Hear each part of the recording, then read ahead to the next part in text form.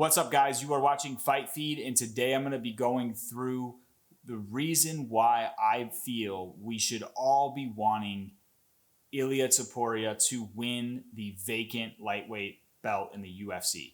Now, before I dive into all of those reasons, I want to say I have the utmost respect for the legend that is Charles "Du Bronx" Oliveira. I absolutely love Charles. I would love to see Charles get a win against Ilia. I think all of us as fans unanimously agree that Charles is one of the greatest talents and also one of the most fun talents to watch in the octagon, okay? Now, the reason I am making a video to talk about why we as fans should want Ilia Topuria to win the lightweight belt is mainly just based on, it's from a fan's perspective, and it's based on the fact that Ilia getting a win over Charles not only continues to cement this legacy that he's building, but he is a young champion that will allow for a lot more fun things to happen in the lightweight division should he get a win over Charles Oliveira. Okay, let's play it out. So what I've got here on my screen is the lightweight rankings. Now, take it with a grain of salt because, as you guys know, with the UFC, I'm pretty sure if we go and look at featherweight right now, Ilia is still showing at featherweight, and so is Max Holloway. So take these rankings, like the specific numbers, with a grain of salt. Today is Friday, June 27th, 2025, and this is the current state of the rankings at lightweight. So let's just play this out. Should Charles get a win tomorrow night against Ilia Topuria, that would put him in the champ position, which is currently taken by Islam. Don't know why, but you know, the UFC just apparently doesn't update this very often. So if Charles does get this win, he would be above Tsarukyan in the champ position. So the only matchup really that makes sense for Charles after that, in my opinion, is giving Arman Tsarukyan that basically the rematch of their fight that happened at UFC 300. And that is a bit of an intriguing fight. But because the UFC has already decided, and I don't know if they're going to be hell-bent on this, I don't know if Arman Tsarukyan is going to build enough brownie points with Dana and the UFC by stepping in as the backup. Does he get in their good graces then and maybe not have to fight somebody to, reattain that title shot? I don't know. But let's just say Arman doesn't have to do that fight, right? Like if Arman doesn't have to have a fight before he gets that title shot again, you could easily shoe him in against a Charles Oliveira for a rematch, okay?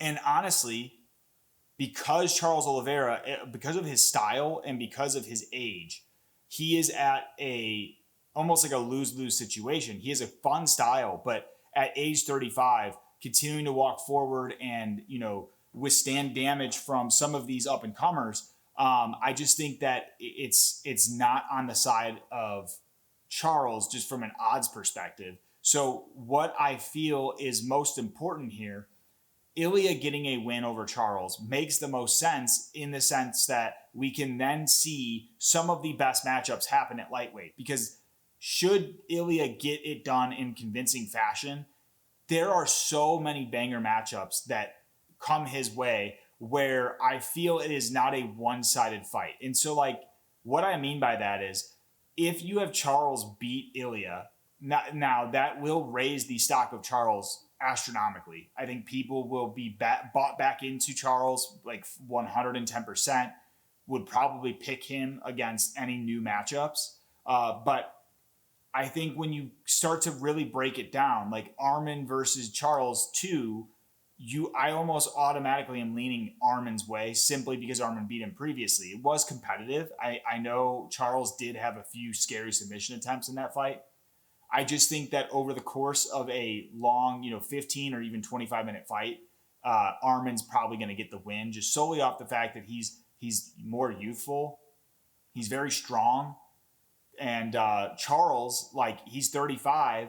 He's just going to continue to age as we continue to move on here. And I don't know how long he can really be a reigning champion in his second stint, should he get one. Now, with Ilia, the reason him being champ would be so fun is you not only have the Arman Tsarukyan matchup, which is an absolute banger of a fight. I mean, if I've ever heard one. But you also have some of those outlier fights like the Ilia Topuria versus Paddy Pimblett. From a marketing perspective, that is a fucking massive fight, guys. I mean, you got two dudes who are not only driven by the European markets, but they have their own like ownership, if you will, of like Paddy's got the ownership of that English market, and then you've got Ilia Topuria, who's a star in Spain.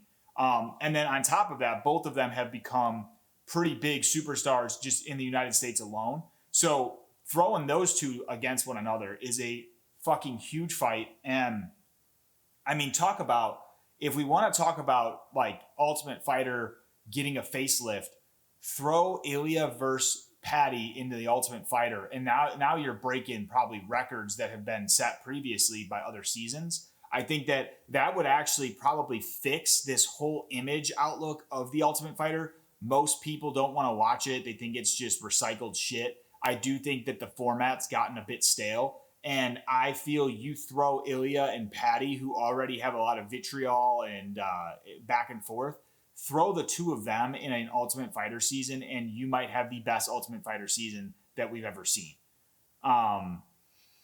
So that's just one matchup, though. Let's just look at some other potential matchups. You could have Ilia versus Justin Gaethje. Now, I would lean heavy towards, this is where it's hard because it's like, I think that some of the matchups for Ilia, it's like the flip side of Charles, right? So in a Charles matchup against some of these up-and-comers, most people probably lean heavy picking against Charles because they think it's a one-sided fight. And you could have that with Ilia as champ too, because I do think, although Justin Gaethje, we all love to highlight Gaethje, we all know Gaethje's a fucking beast.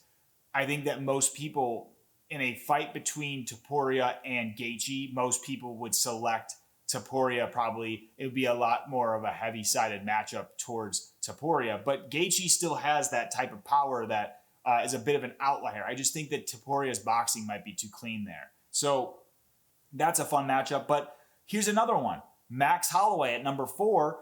You now have Max Holloway, who could then be penciled in, should he have a great performance against Dustin Poirier, you could have Max Holloway be right there to get a title shot at lightweight, and it would be a huge rematch fight for Holloway to go up against Topuria and maybe get a crack at that lightweight belt.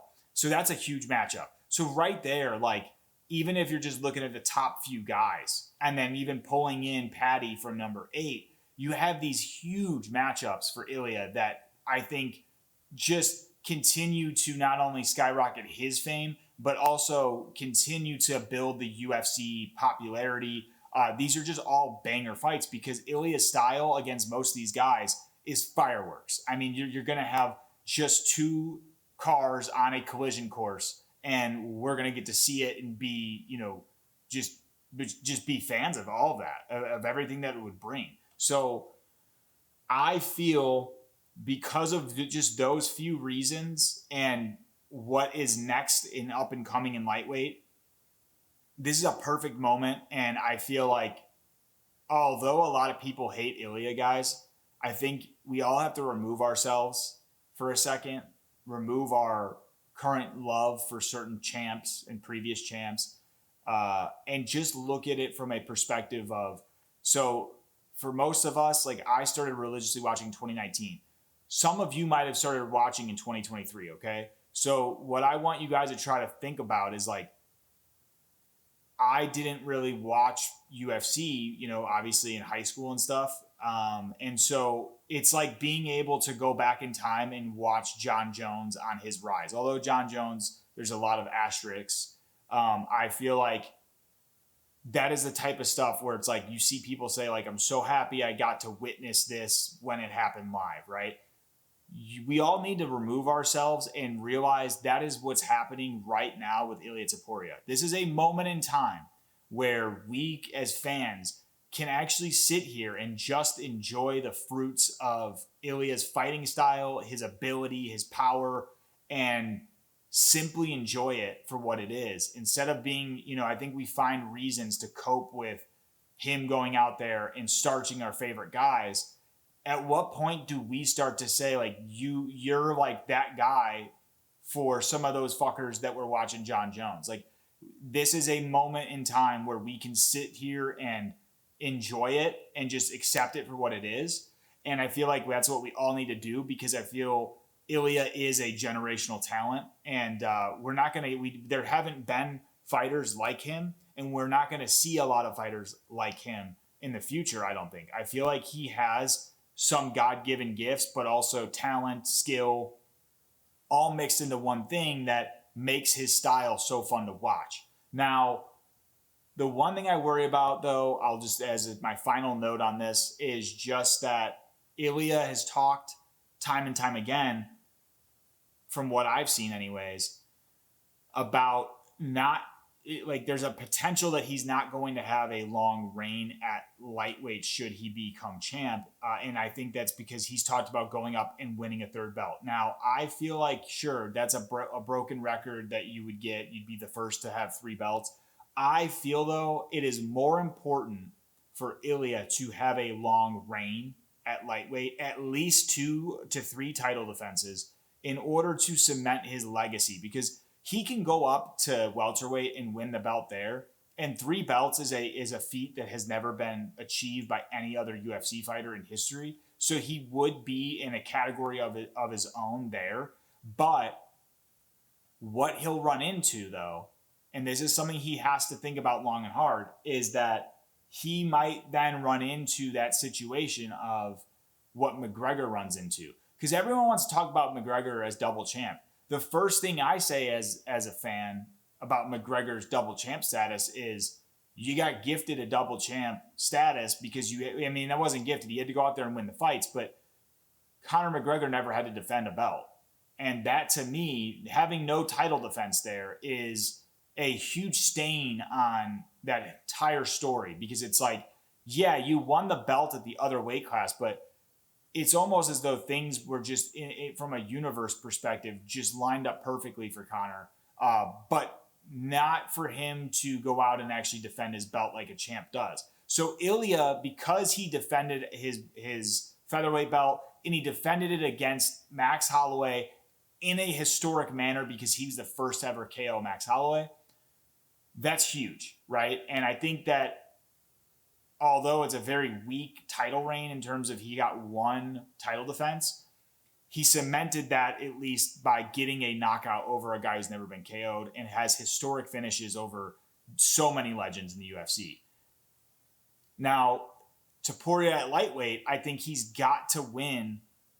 He's got to win a matchup or a defense against Paddy Pimblett, first and foremost. And then I think getting another win over like an Arman Tsarukyan or one of these up-and-comers really could cement him then in this place where it's like, Ilia, there's no more stone to be turned over, or there's no more cope that we can pull from as fans. Like, this guy's a fucking beast.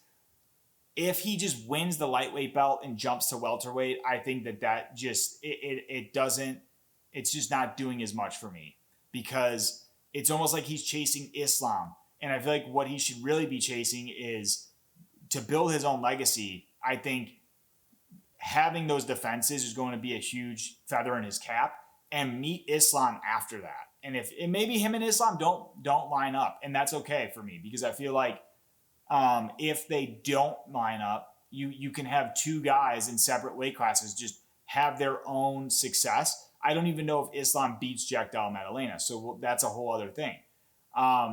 Ultimately, I feel Topuria winning this belt is the best thing for the lightweight division to kind of get back on track, and also to weed out some of the old guard, right? Everyone's always talking about how lightweight is the best weight class. It is not the best weight class right now, guys. Like, it might be now that you have like Ilia in the mix, Max in the mix, and some of these younger up-and-comers kind of making their way through these rankings. But comparatively, if you were to look at lightweight and welterweight, I mean, welterweight is fucking stacked right now, guys. Like, just look at the names at welterweight. You've got Machado Gary, Michael Morales, Joaquin Buckley, Jeff Neal's still up there, Carlos Prates. Shavkat, Sean Brady. Like, these are all young, talented prospects where on the side of the lightweight division, you got Arman,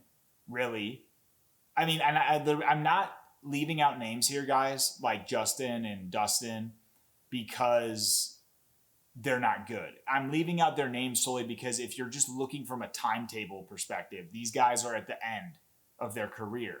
Whereas Arman Tsarukyan still has probably a solid 7 to 8 years professionally fighting. Mateusz Gamrot also has several years probably remaining in his career. Like Fiziev, maybe. Hinato's 36. Benil's 36. Like, a lot of these fighters are past that age where it's like, okay, now you're starting to be unk versus being prospect. So that is my big tell of, like, Charles winning the belt is great for Charles, but it doesn't really move the lightweight division in a path where we can kind of continue to move forward as a division versus it kind of staying stagnant in the way that it currently is my opinion. Let me know what you guys think. I know I rambled a bit on this one. I appreciate you guys if you were able to make it this far. Please give me a like if you enjoyed, and also please subscribe to Fight Feed if you want to stay in touch with a ton of more MMA content. I try to mix things up. I'm going to do some fun stuff like doing UFC 5 and going on live. And subscribe to Fight Feed, and I promise you won't regret it.